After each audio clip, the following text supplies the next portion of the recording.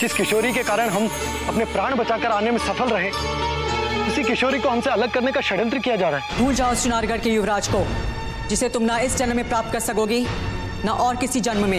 हम इन्हें भूल पाना असंभव है माताश्री। महारानी को आगाह हम कर चुके हैं सोमनाथ, किंतु संतान के मोह ने महारानी के हाथ बांध दिए। इसलिए तत्काल बिना किसी को बताए हमें राजकुमारी का शीश काटकर मां काली के चरणों में चढ़ाना होगा। शिवगढ़ के मान सम्मान को बचाने के लिए भवानी सिंह कुछ भी कर सकता है, किसी भी सीमा को तोड़ सकता है। हमने कभी सोचा भी नहीं था कि भवानी सिंह हमारे पश्चात हमारे प्रथम प्रेम का शत्रु भी बन सकता है।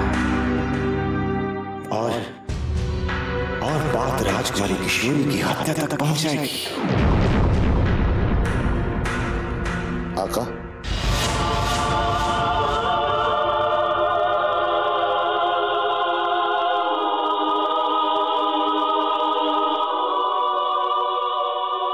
आपके चेहरे पर यह कैसी उदासी मेरे आका? हम स्वयं को बहुत अकेला, बहुत टूटा हुआ महसूस कर रहे हैं चंगेज। हमें ऐसा लग रहा है हमसे हमारा सब कुछ कोई छीन रहा है। हमारे सपने टूटकर बिखरते हुए नजर आ रहे हैं। कौन है जो आपकी परेशानी और आपकी उदासी का सबब बना? आप हुक्म करें अपने गुलाम को, उसे उसकी जिंदगी से बेदखल करने के लिए आपके एक अदना से इशारे काफी। उस दुष्ट को इस संसार से विदा करना इतना आसान होता तो तुम हमारे पर चेहरे पर उदासी नहीं बल्कि विजय की चमक देखते। राजकुमारी किशोरी की हत्या का निमंत्रण देकर भवानी सिंह ने हमें विकट स्थिति में डाल दिया है। यदि हम उसका प्रस्ताव स्वीकार करते हैं तो हमें अपने ही हाथों से अपनी प्रेम की समाधि बनानी पड़ेगी, और यदि ठुकरा दिया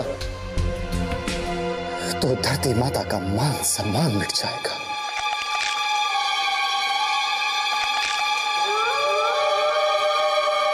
आपको कश्मकश के इस भवन में फंसा देखकर गुलाम की रूह फना हो रही है मेरे आका।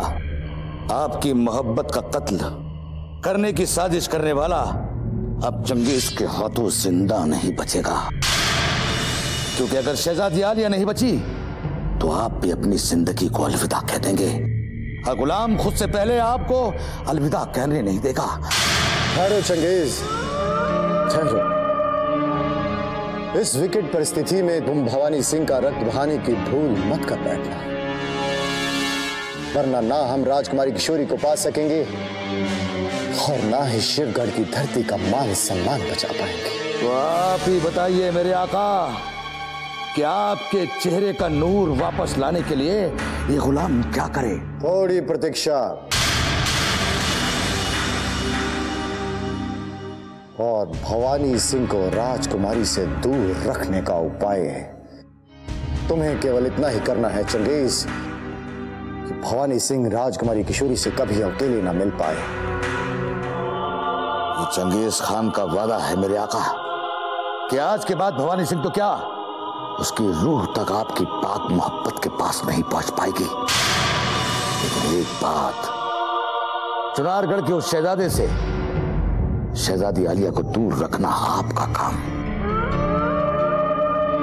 चिंता मत करो चंगेज,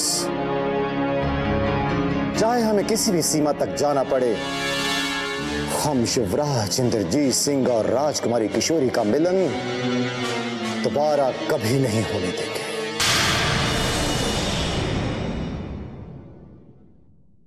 क्या बात है युवराज, आजकल आप इतने दुखी और सबसे कटे कटे से क्यों रहने लगे हैं?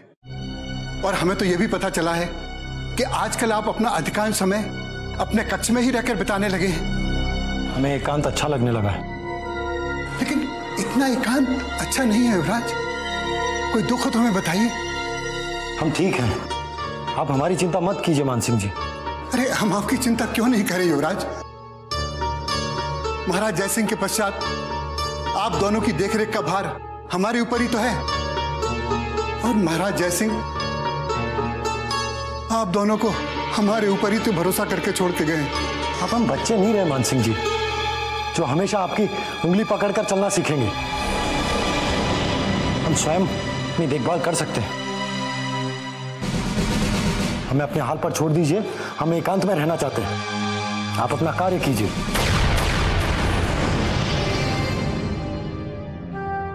जिस युवराज को हमने गोद में खिला खिलाकर बड़ा किया था, जिसे लोरी गागा कर सुलाया करते थे, वो हमें एक ही झटके में परायों की तरह इतनी दूर कर देंगे, ये हमने कभी सोचा भी नहीं था, कभी सोचा भी नहीं था। यदि ये सुनने से पहले ही हम भी महाराज जयसिंह के पास चले जाते तो अच्छा था, अच्छा था।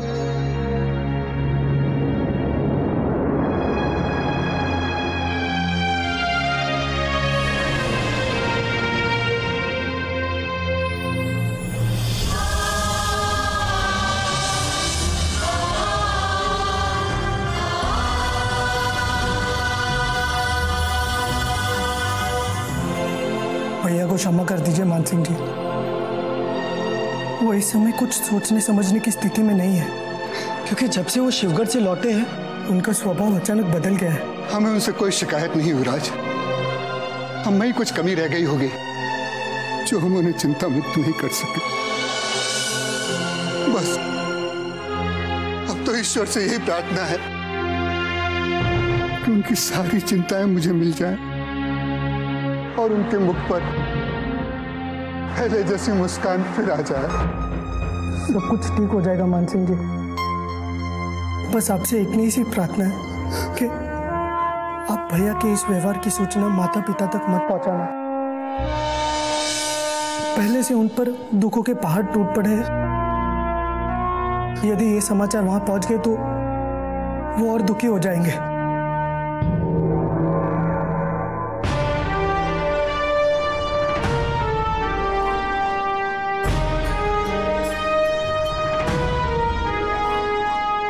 क्या हम भीतर आ सकते हैं महाराज?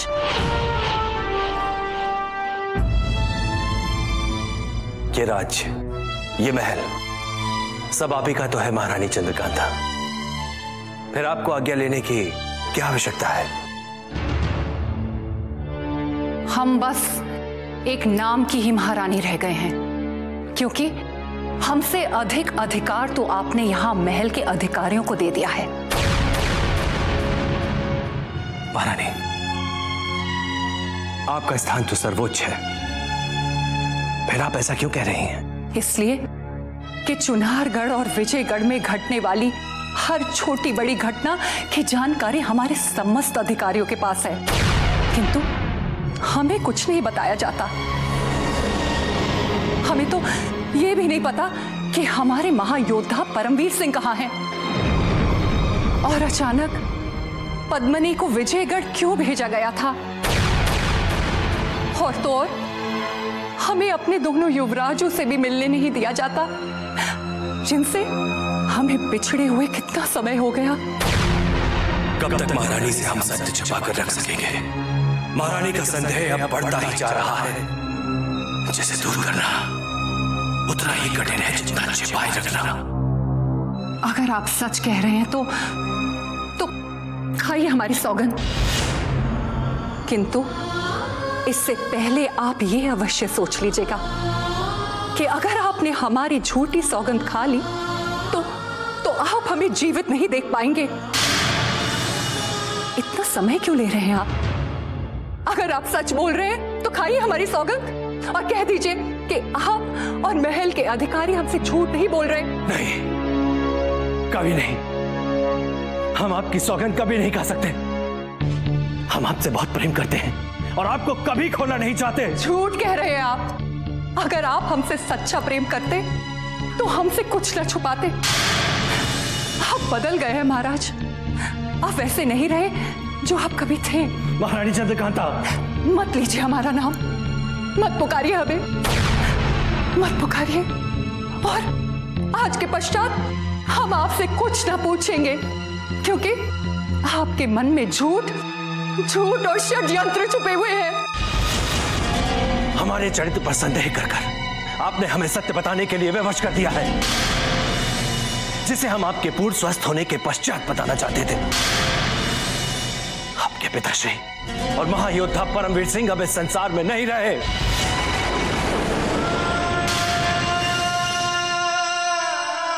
महायोद्धा परमवीर सिंह हमारे युवराज के प्राण बचाते बचाते शहीद हो गए,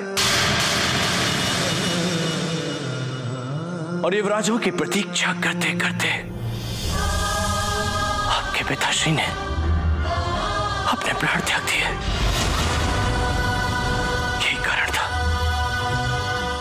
यही कारण था कि हम आपको सत्य बताने से हिचक रहे थे, आपको विजयगढ़ जाने से रोक रहे थे रानी चंद्रिका।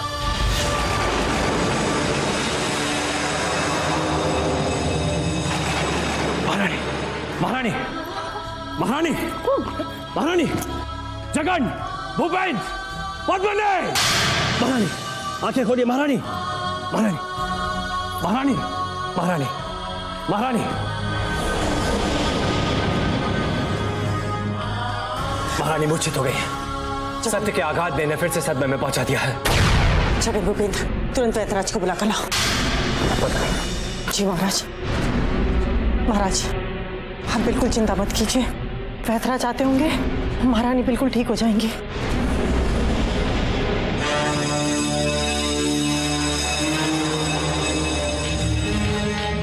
यदि महारानी ठीक नहीं हुई तो शिवगढ़ के महल में सिर्फ और सिर्फ मातम होगा। राजकुमारी किशोरी की नादानी ही हमारी उदासी और चिंता का मुख्य कारण बन गया है। पता नहीं उस चुनारगढ़ के युवराज ने उस पर क्या जादू कर लिया है, जो दिन रात उसके ही स्वप्न देखा करती है। अब तो महल के महायोद्धाओं को भी इसके बारे में पता चल गया है, क्योंकि राजकुमारी शत्रु के राज्य में अब संदेश भेजने लगी है। ये तो होना ही था महारानी। राजकुमारी किशोरी युवराज इंद्रजीत के प्रेम में पड़कर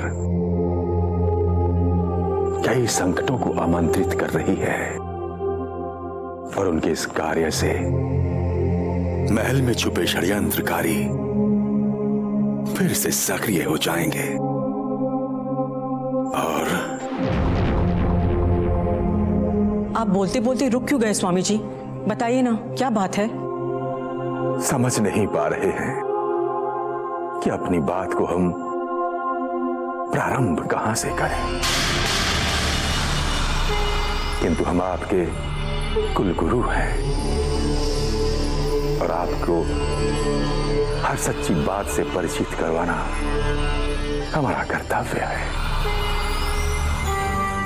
बात यह है महारानी कि यदि राजकुमारी किशोरी को नहीं रोका गया तो शिवगढ़ में मौत का तांडव शुरू हो जाएगा और महल में यमराज के दूत ही दूत दिखाई देंगे। इस अनर्थ को सिर्फ आप ही रोक सकते हैं स्वामी जी। हमने राजकुमारी को समझाने के कई उपाय किए हैं, परंतु हमें पराजय के सिवाय और कुछ नहीं प्राप्त हुआ। राजकुमारी किशोरी को समझाना अब व्यर्थ है, क्योंकि उनकी कुंडली पर महाराज शनि का प्रकोप आरंभ हो चुका है। यदि राजकुमारी किशोरी को नहीं रोका गया तो इसके परिणाम विपरीत भी हो सकते हैं। आपके सिवाय उपाय कौन कर सकता है स्वामी जी? महाराज शिवदत्त के आने से पहले राजकुमारी के मन से उस युवराज को निकालकर फेंक दीजिए, अन्यथा एक पिता के हाथों अपनी कन्या का वध हो जाएगा और हम जीते जी मर जाएंगे। नहीं महारानी, ऐसा आप मत कहें। हम अंतिम प्रयास अवश्य करेंगे, किंतु यदि अंतिम प्रयास भी विफल हो गया तो हमें पुनः विचार करना होगा। कि हमें अब क्या करना चाहिए।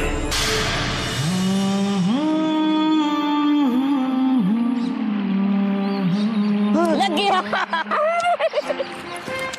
मेरा भी लग गया। नहीं लगा, नहीं लगा। लग गया, लग गया, लग गया, लग गया। अरे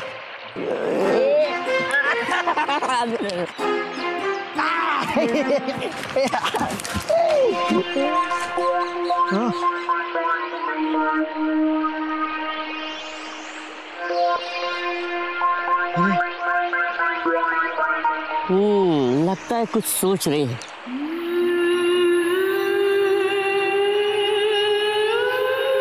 पूछता हूँ। अरे राजकुमारी जी,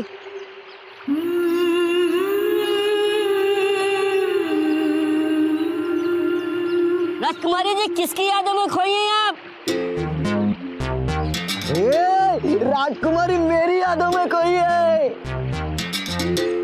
तो करमोर, तेरी नहीं मेरी यादों में खोई है। चल हट, तुझे कौन याद करेगा? तुझे तो सिर्फ शीला याद करेगी। राजकुमारी तो मुझे याद कर रही है। चुप कर दुष्ट, तू तो उस संध्या के लायक भी नहीं है, राजकुमारी के सपने देखता है। तूने मुझे धक्का मारा, मुझे, वो भी राजकुमारी के सामने। हम ना तुम्हारी याद में खोए हैं और ना तुम्हारी। क्या? ना आप मेरी याद में खोई है और ना इस दुष्ट मूर्ख की, तो आप फिर किसकी याद में खोई है? उस सजीले युवराज की, जो एक दिन काले घोड़े पर बैठ के आएगा और हमें अपने साथ ले जाएगा। कहाँ से आएगा वो युवराज? वो सजीला युवराज विजयगढ़ से आएगा। उसी की प्रतीक्षा में तो हम पलके बिछाए बैठे हैं। राजकुमारी जी, ऐसा क्या है उस युवराज में जो हम में नहीं है? वैसे उसमें और तुम दोनों में अधिक फर्क नहीं है, बस तुम जितने छोटे हो वो उतने ही अधिक लंबे और चौड़े हैं। यानी हम दोनों सिर्फ लंबाई चौड़ाई से मात खाते हैं, वरना इस पूरे संसार में हमसे अधिक तो कोई सुंदर हो ही नहीं सकता। वो तो है। यदि तुम लंबे चौड़े हो जाते तो तुम्हारा मुकाबला कौन युवराज कर सकता था? इसका मतलब आपको लंबा चौड़ा युवराज चाहिए।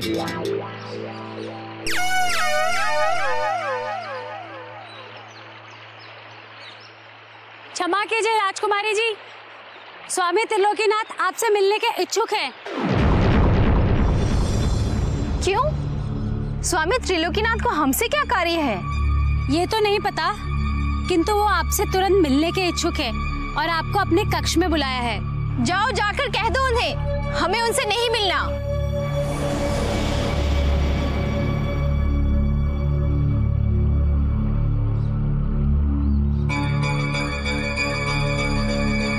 सुनिए। क्या है? ये लंबे चौड़े होने के लिए क्या करना पड़ेगा? शेर का दूध पीना पड़ता है। हाँ, शेर का या शेरनी का? शेर का। शेर का? मैंने तो आज तक सुना था कि सिर्फ शेरनी दूध देती है, और आज पहली बार पता चला कि शेर भी दूध देता है। पर ये तो बता दीजिए कि शेर हमें मिलेगा कहाँ? जंगल में। ये जो मार्ग देख रहे हो ना, ये उस भयानक जंगल का रास्ता है जहाँ शेर ही शेर मिलते हैं। अब मैं चलती हूँ। ठीक है। अरे, शेर का दूध तुम लाओगे या हम? नहीं, बड़े भाई तुम हो, इसलिए तुम लाओगे। हाँ, ना तुम लाओगे ना हम। चलो महल में जाके किसी मुर्गे को बलि का बकरा बना देते। चलो। हाँ, चलो।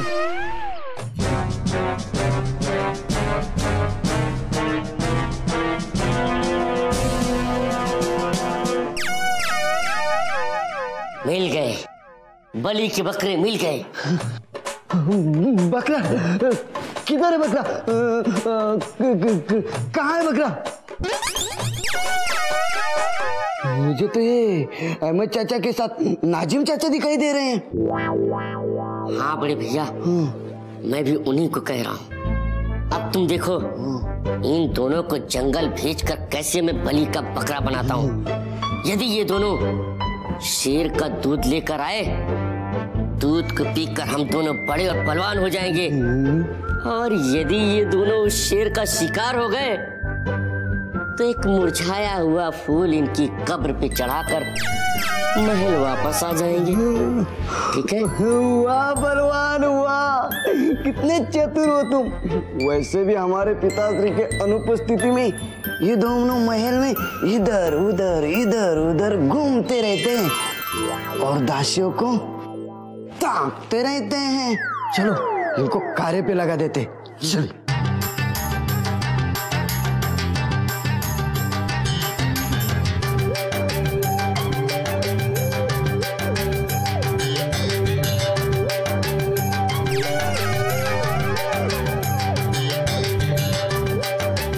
नाजिम चाचा,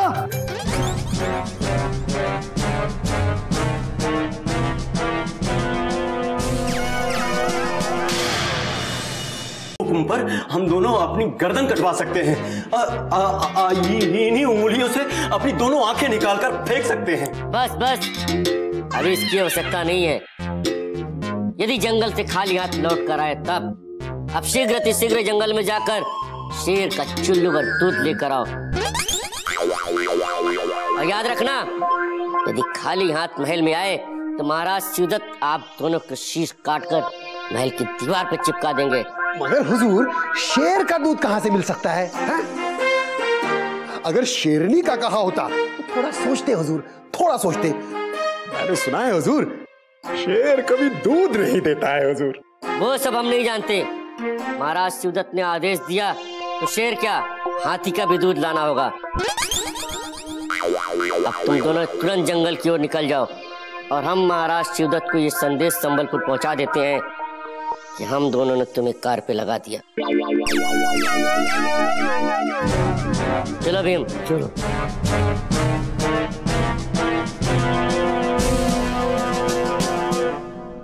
ये दोनों चूहे हुजूर की औलाद नहीं होती तो नहीं टेटुआ दबा देता। कमबख्तों को इतना भी नहीं पता कि शेर कभी दूध नहीं देता। ये भी ना। घबराओ नहीं नाजिम मियां, इन दोनों को भी छठी का दूध नहीं याद दिलाया तो मेरा नाम भी अहमद नहीं, शेर की जगह इन्हें गधे का दूध पिलाता हूँ। फिर देखता हूँ कितनी देर तक रेंगते हैं। रेंगते हैं? रे, तुम भी इन दोनों से कम मूर्ख नहीं हो, ज्यादा हो। अरे गधा का भी अरे गधा नहीं, गधी कहो, गधी। फौरन अब चंपत हो जाओ और हुजूर की गैर हाजिरी में महल का एक एक कोना ढूंढ कर मौके का फायदा उठाओ। चलो। हाँ, चलो। देखते हैं महल में राजकुमारी किशोरी अपनी खूनी प्रेम कहानी की क्या हलचल मचा रही है। चलो।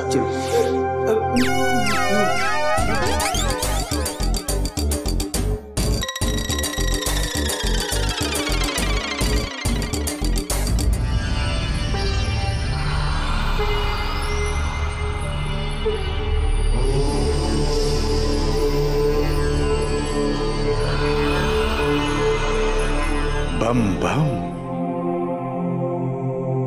पुत्री किशोरी, हमने आपको एक विशेष कार्य के लिए याद किया था, पर पता नहीं क्यों हमें लगता है कि आप हमसे कतराने लगी हैं। हमें अब अकेले रहना अच्छा लगने लगा है, क्योंकि इस महल में ऐसा कोई नहीं है जो हमें खुश देखना चाहता हो। सब हमें उनसे दूर करना चाहते हैं जिनसे हम प्रेम करते हैं। पुत्री किशोरी, जिसे आप प्रेम करती हैं, यदि वो चुनारगढ़ का युवराज ना होता, कहीं और का होता, तो कदापि ये विरोध भी ना होता। आपने विरोध करने वालों को तो देखा, किंतु विरोध करने वालों की आंखों में अपने लिए उमड़ता प्रेम का सागर कभी नहीं देखा। काश आप उसे भी देख पाती। पुत्री, मैं आपका कुलगुरु हूं, इसलिए मेरा आपको समझाना कर्तव्य है कि आप इस क्षणिक प्रेम को भूल जाएं।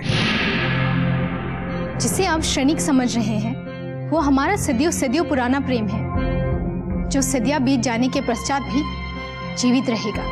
ये भूल है तुम्हारी पुत्री।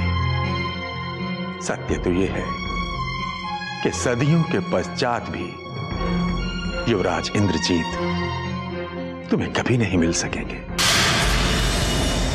ये मैं नहीं कह रहा हूं पुत्री, ये तुम्हारी कुंडली कह रही है कि जो भी तुमसे विवाह करेगा उसकी तत्काल मृत्यु निश्चित है। तो हमारी भी मृत्यु निश्चित है।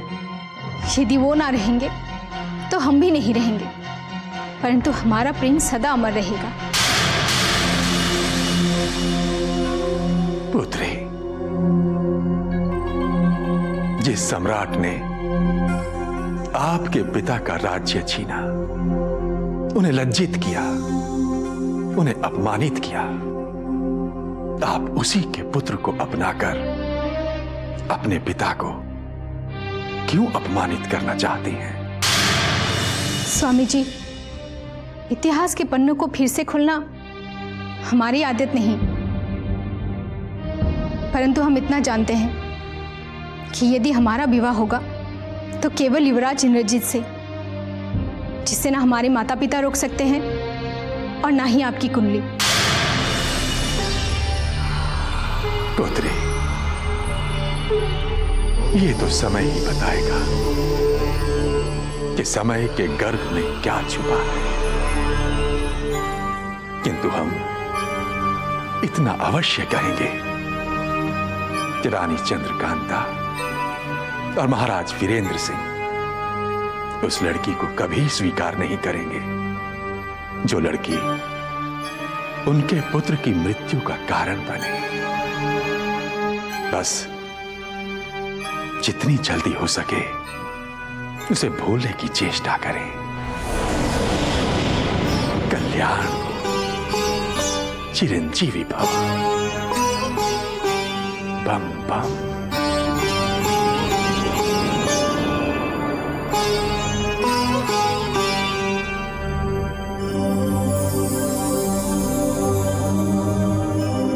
सत्य चाहे जो भी हो, परंतु हम जिएंगे भी उनके लिए और मरेंगे भी उनके लिए। अब हमारे मिलन को ना उनके माता पिता रोक सकते हैं और ना ही हमारे।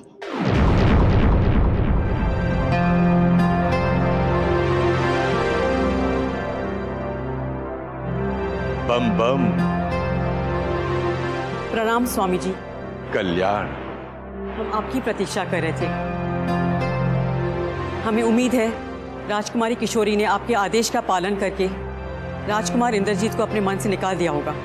जिसको उसने अपने मन में देवता की तरह बसाकर पूछना आरंभ कर दिया है, उसे इतनी आसानी से, इतनी सरलता से कैसे निकाल फेंकेगी?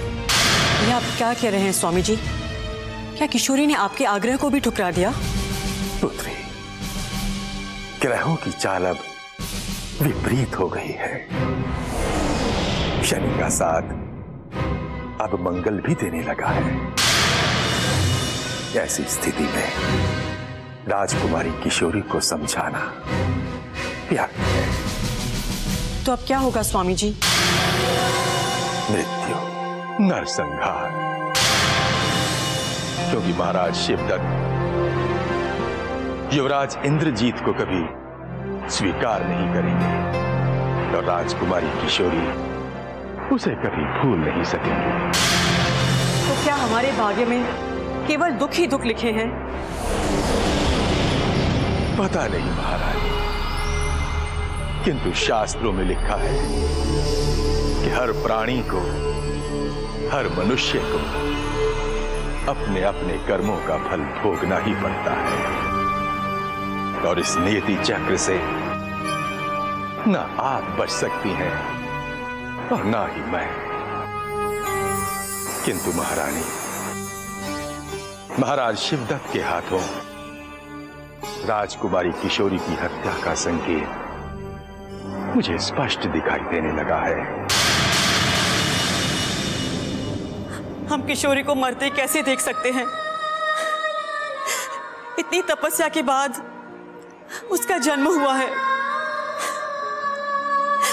कितनी प्रार्थनाओं और अनेक मंदिरों में जाने के बाद हमें पुत्री प्राप्त हुई है। हम उसकी मृत्यु कैसे देख सकते हैं? कैसे देख सकते हैं? आपकी आंखों में अश्रु पुत्री।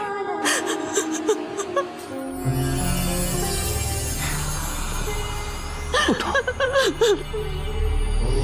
पुत्री, इन अश्रुओं को पोंछ डालो, क्योंकि ये अश्रु ही है जो मनुष्य को कमजोर बना देते हैं। और एक बात सदैव स्मरण रखना कि हर निराशा में एक आशा छुपी हुई होती है, और हमें उस आशा का दामन कभी नहीं छोड़ना है, क्योंकि यही आशा है जो हमें जीने के लिए प्रेरणा देती है।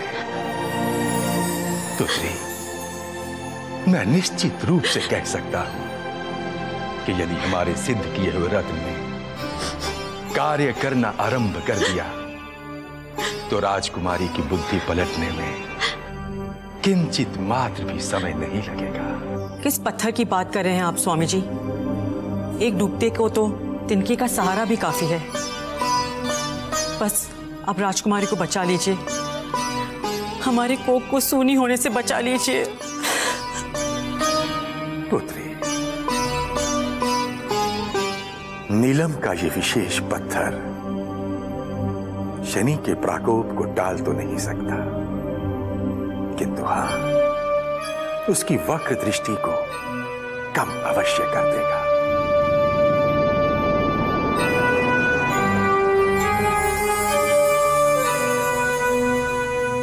ठीक अर्धरात्रि के समय राजकुमारी किशोरी के शयन कक्ष में चली जाइएगा और उसे बिना बताए ये पत्थर उसके तकिए के नीचे रख दीजिएगा।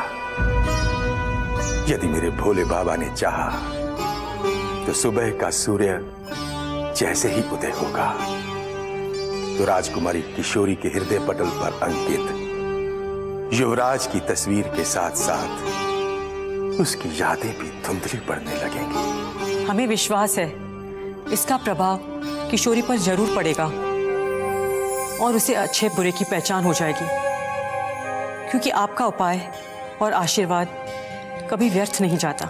इस बात का ध्यान रखना पुत्री कि यह पत्थर किसी और के हाथ में न पड़े। यदि यह पत्थर किसी और के हाथ में पड़ गया तो संकट 100 गुना बढ़ जाएंगे। फिर शिवगढ़ के विनाश को मैं तो क्या, देवता भी नहीं बचा पाएंगे। कल्याण बम बम।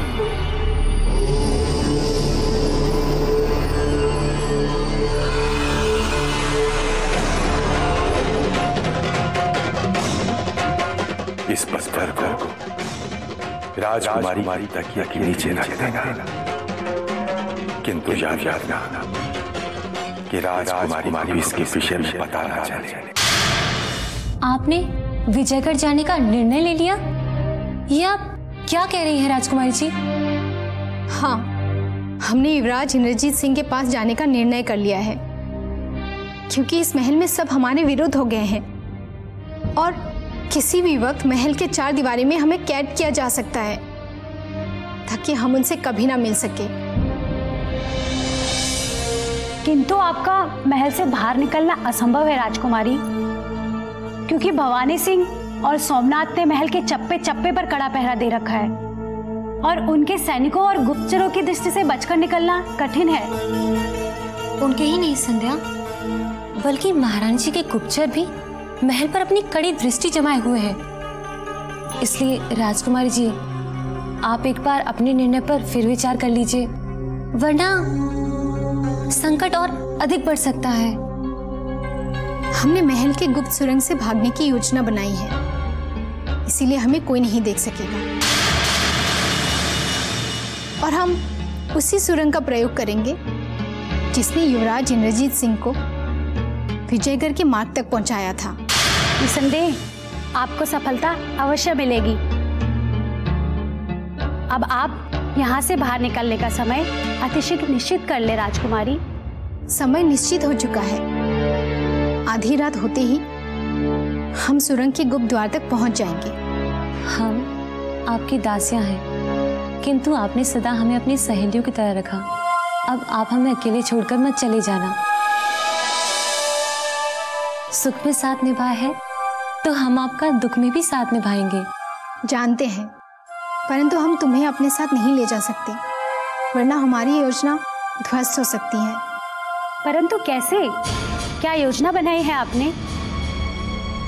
शीला, आज की रात हमने तुम्हें अपने कक्ष में सुलाने की योजना बनाई है, ताकि हमारे चले जाने का किसी को संदेह ना हो। आप निश्चिंत रहिए राजकुमारी जी, मैं अपना कार्य समझ गई हूँ। हमें तुम्हारी बुद्धिमानी पर पूरा भरोसा है। संध्या, तुम हमारे साथ महल के गुप्त द्वार तक चलोगी और हमारे प्रवेश करने के पश्चात तुम वापस हमारे कक्ष के द्वार पर पहरा देने का ढोंग करोगी। अब देखना हम कैसे सबको मूर्ख बनाकर युवराज इंद्रजीत के पास चले जाएंगे और हमारे प्यार के शत्रु हाथ मलते रह जाएंगे।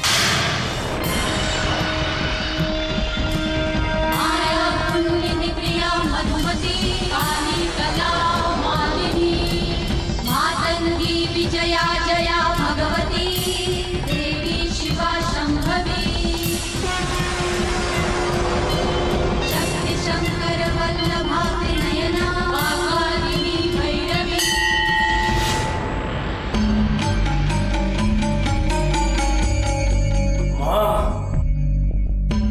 शिवगढ़ की धरती को कलंकित करने का निर्णय ले चुकी है वो राजकुमारी। जिस शत्रु के शीश को काटकर हम तेरे चरणों में चढ़ाना चाहते थे, उस शत्रु के गले में वरमाला डालना चाहती है वो राजकुमारी। किंतु तेरा ही पुत्र उसके स्वप्न को कभी पूर्ण नहीं होने देगा। मां,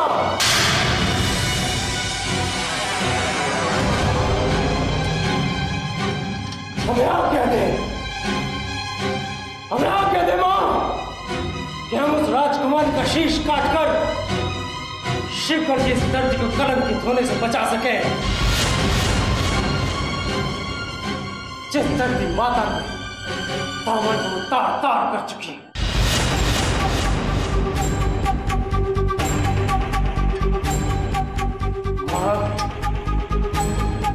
अब सर्वप्रथम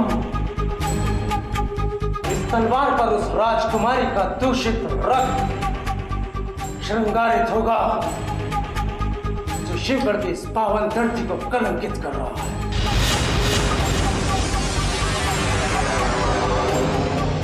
और उसे मृत्यु पाने से न महाराज रोक सकते हैं। समय हो गया है। रात के इस प्रहर में किशोरी गहरी नींद में सोई होगी। स्वामी त्रिलोकीनाथ के दिए इस नीलम का तुरंत प्रयोग करना होगा, ताकि राजकुमारी पर आए हर अनिष्ट को टाला जा सके।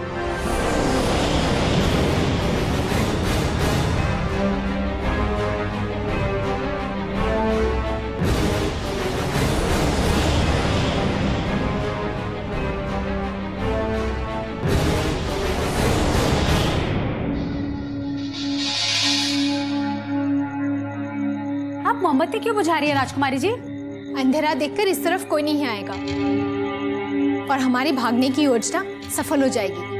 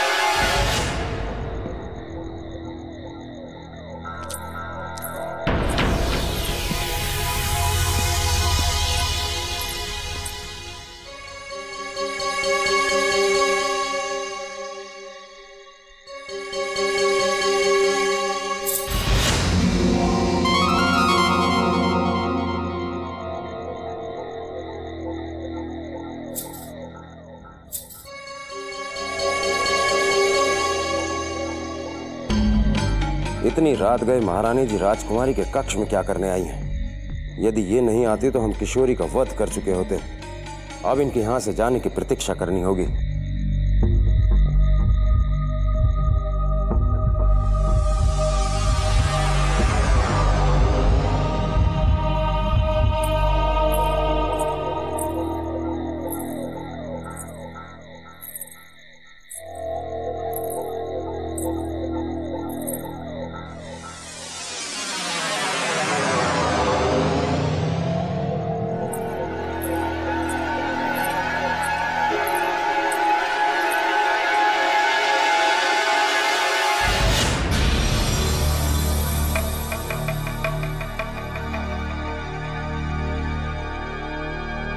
एक बार सुरंग में घुसने के पश्चात हम तक कोई नहीं पहुंच सकता।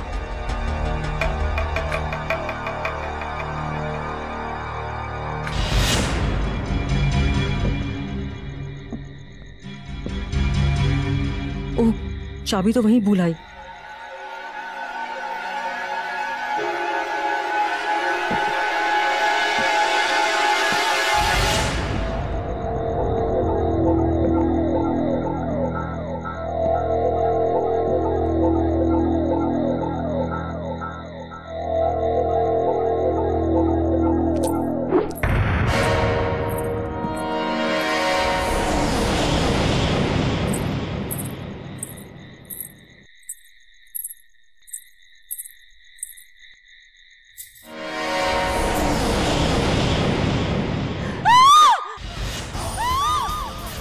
महारानी कलावती,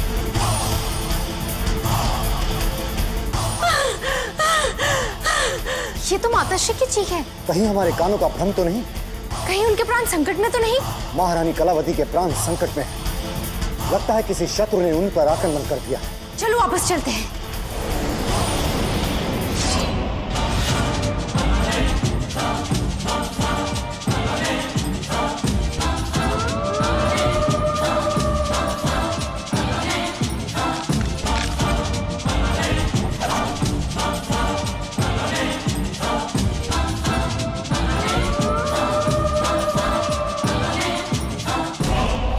आका, महारानी साहिबा की खौफजदा चीख ने मुझे चौंका दिया। क्या आप भी? हाँ हाँ, हमने भी महारानी कलावती की चीख सुनी है। चलो चल के देखते हैं।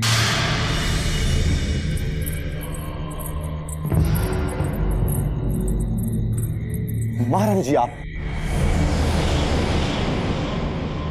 क्या हुआ? आप सुरक्षित तो हैं? हाँ, हम ठीक हैं, किंतु हमने किशोरी के कक्ष में तलवार के साथ एक साये को देखा है। मेरा शक बिल्कुल सही निकला महारानी साहिबा। जरूर किसी दुश्मन ने अपने जासूस को महल में छोड़ दिया है। लेकिन आप फिक्र मत करें, वो जिंदा बचकर वापस नहीं जाएगा। आप अपने कक्ष में जाकर विश्राम करें महारानी जी।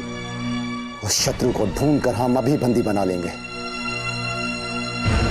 चलो चंगेज।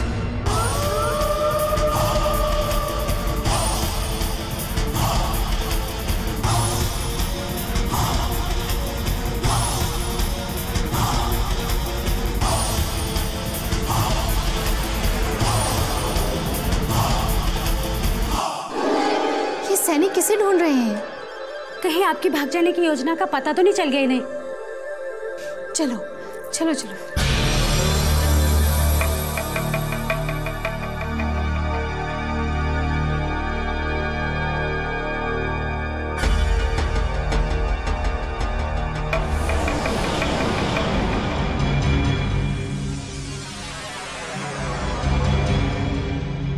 शीला तो यहाँ नहीं है राजकुमारी जी।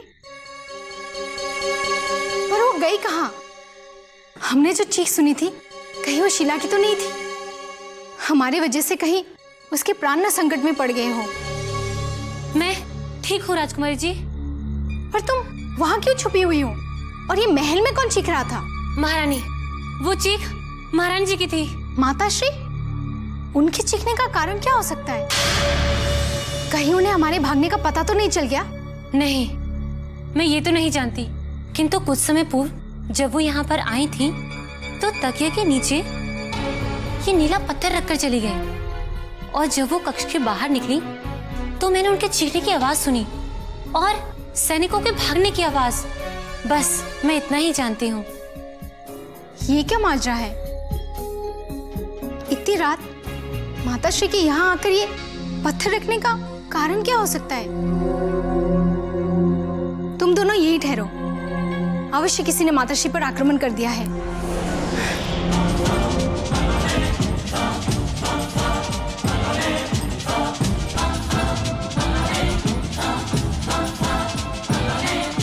राजकुमारी जी, आप अपने कक्ष के भीतर जाइए। क्यों, क्या हुआ? हमने माताश्री की चीख सुनी थी। कहाँ है माताश्री? महारानी साहिबा महफूज है। हम तो सिर्फ उस दुश्मन को ढूंढ रहे हैं जो महल में घुस आया है। शत्रु? महल में? कौन है वो? वो जो कोई भी है पकड़ा जाएगा। आप हमारी अनुमति के बिना अपने कक्ष से बाहर मत आइएगा। अपने कक्ष में जाइए। चलो चंगेज।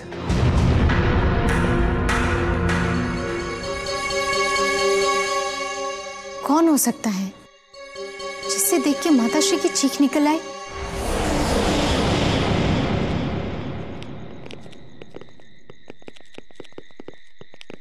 किसे ढूंढ रहे हैं सोमनाथ?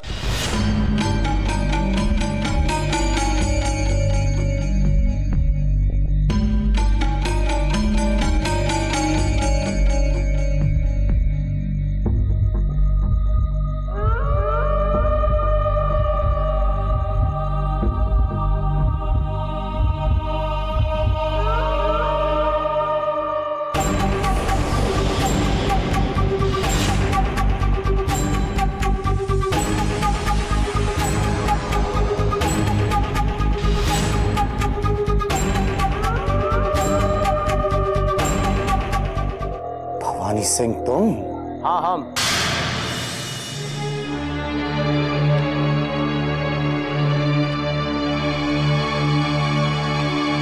जिसे तुम ढूंढ रहे हो वो हम ही हैं सोमनाथ। यानी महारानी कलावती ने राजकुमारी किशोरी के कक्ष के बाहर जिस परछाई को देखा वो तुम थे भवानी सिंह। ठीक पहचाना सोमनाथ। यदि दुर्भाग्य से महारानी राजकुमारी के कक्ष में ना आ जाती तो हम राजकुमारी को उनके जीवन से मुक्त कराकर शिवगढ़ के प्रति अपनी वफादारी का सबूत दे देते। शिवगढ़ के प्रति वफादारी का सबूत तो अब हम देने वाले हैं भवानी सिंह, क्योंकि राजकुमारी किशोरी और महारानी कलावती की दृष्टि में ऊंचा उठने का इससे अच्छा अवसर फिर कभी नहीं आएगा। अब हम तुम्हें शिवगढ़ का सबसे बड़ा विश्वासघाती सिद्ध कर देंगे, क्योंकि तुम हमारे प्रथम प्रेम का रक्त बहाने की भूल करने जा रहे थे। अब अधिक सोचकर समय नष्ट मत करो सोमनाथ। यदि तुम्हारा साथ मिल जाए तो हम अब भी राजकुमारी किशोरी का वध कर सकते हैं। नहीं, ये भूल मत करना भवानी सिंह। ऐसी भूल मत करना। जिस राजकुमारी किशोरी की रक्षा करना हमारा प्रथम कर्तव्य है, उसकी रक्षा करने के लिए हम अपने रक्त की आखिरी बूंद तक बहा देंगे।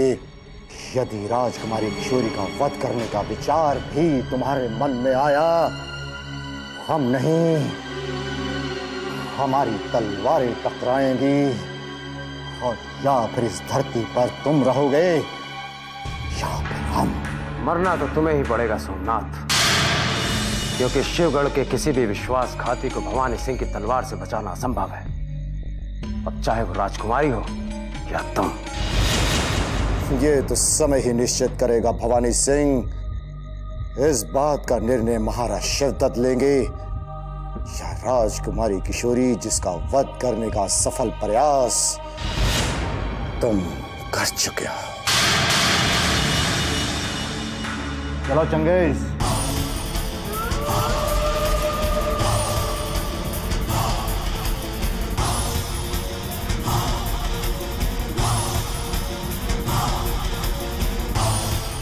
आज तो राजकुमारी को तुम लोगों ने बचा लिया,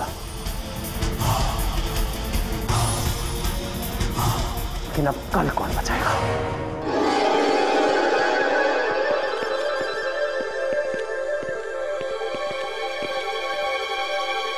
राजकुमारी को संदेश पहुंचाओ कि हम उनसे मिलना चाहते हैं। किंतु परंतु बाद में। राजकुमारी से कहिए कि हम उनसे मिलना चाहते हैं। ये उनके जीवन और मरण का प्रश्न है। जल्दी जाओ। आका, शहजादी आलिया को भवानी सिंह के मुतालिक भड़काने का सही मौका है। लोहा गर्म है, मार दीजिए चोट। क्या हुआ? क्या शत्रु पकड़ा गया? पकड़ा तो नहीं गया, परंतु पहचाना अवश्य गया है। पहचान लिया गया तो उसे बंदी क्यों नहीं बनाया गया? क्योंकि वह दुश्मन चुनारगढ़ से नहीं आया शहजादी आलिया, बल्कि इसी महल का सबसे बड़ा जांबाज है। कौन है वो? नाम बताओ।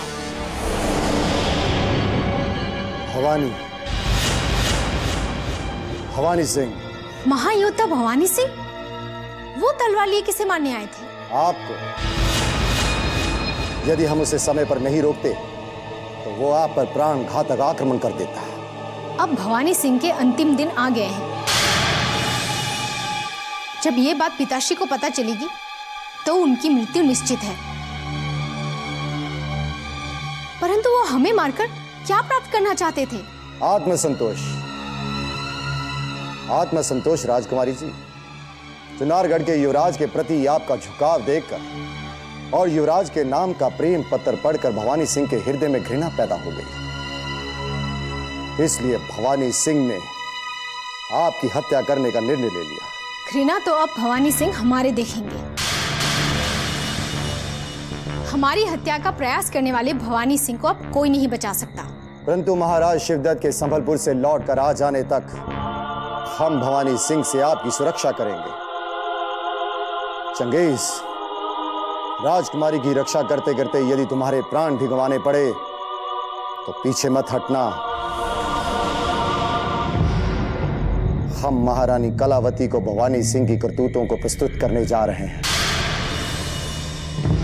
चंगेज, तुम राजकुमारी किशोरी के साथ साय की तरह रहना। जो हुक्म मेरे आका।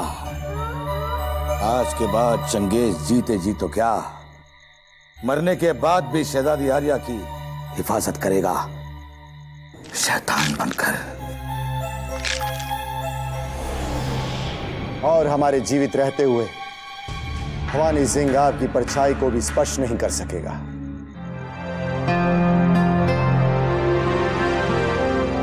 अपना ख्याल रखिएगा राजकुमारी साहब।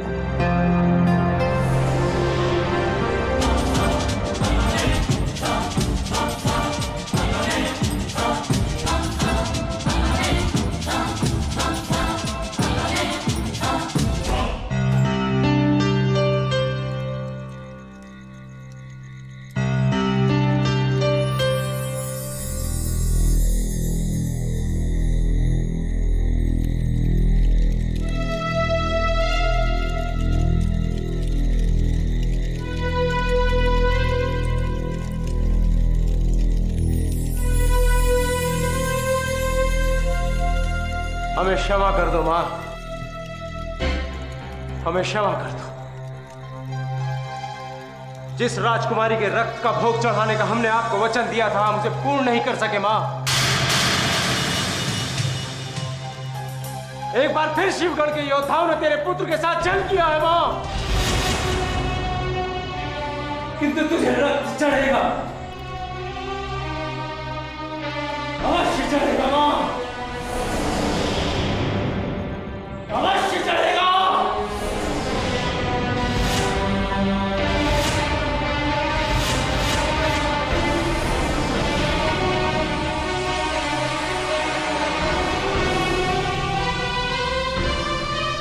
मां, हमने अपने ही रक्त से अपना तिलक कर लिया है मां। अब जब तक हम उस राजकुमारी और उस युवराज के रक्त से तेरे चरण नहीं धो देंगे, चैन से नहीं बैठेंगे। अब चुनारगढ़ राजकुमारी की ढोली तो क्या, अर्थी भी नहीं जाएगी।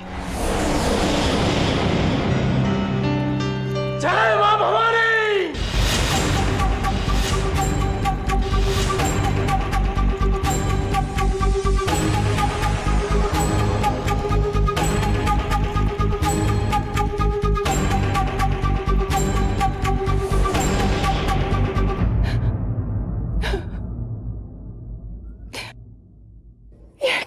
हो गया महाराज? ये कैसे हो गया? हमारे पिताश्री हमें सदा सदा के लिए छोड़कर चले गए महाराज, छोड़ के चले गए। उनको क्या हुआ था महाराज, जो वो हमें अपने चंद्रकांता को छोड़कर रूठ कर चले गए? अपने युवराजों को भी सदा सदा के लिए अकेला छोड़कर चले गए। जब हमारे दोनों युवराज शिवगढ़ के महल में बंदी बना लिए गए और विजयगढ़ के महल में वापस नहीं पहुंचे, तभी से आपके पिताश्री की स्थिति बिगड़ने लगी और उनकी याद में वो अपना मानसिक संतुलन खो बैठे। विजयगढ़ की वो इंद्रजीत सिंह को सौंपी और लोहगढ़ की आनंद सिंह को। महाराज जयसिंह सब कुछ भूल चुके थे, परंतु हर समय युवराजों की प्रतीक्षा अवश्य करते थे। राज, इंद्रजीत तुरंत आओ कक्ष में। आनंद तुरंत आओ। और उनकी प्रतीक्षा का अंत होने से पहले ही ईश्वर ने उन्हें अपने पास बुला लिया और सबको रोते बिलखते छोड़कर वो स्वर्ग में चले गए। यदि युवराज आनंद को विजयगढ़ के महल तक आने में कुछ क्षणों की देरी नहीं होती तो उन्हें अपने नाना श्री के जीवित दर्शन हो जाते, परंतु उनके भाग्य में अपने नाना श्री के निर्जीव शरीर को देखना ही लिखा था महारानी। और दुर्भाग्य ने हमें भी विजयगढ़ के महाराज की चिता को भारी मन से अग्नि देने पर विवश कर दिया।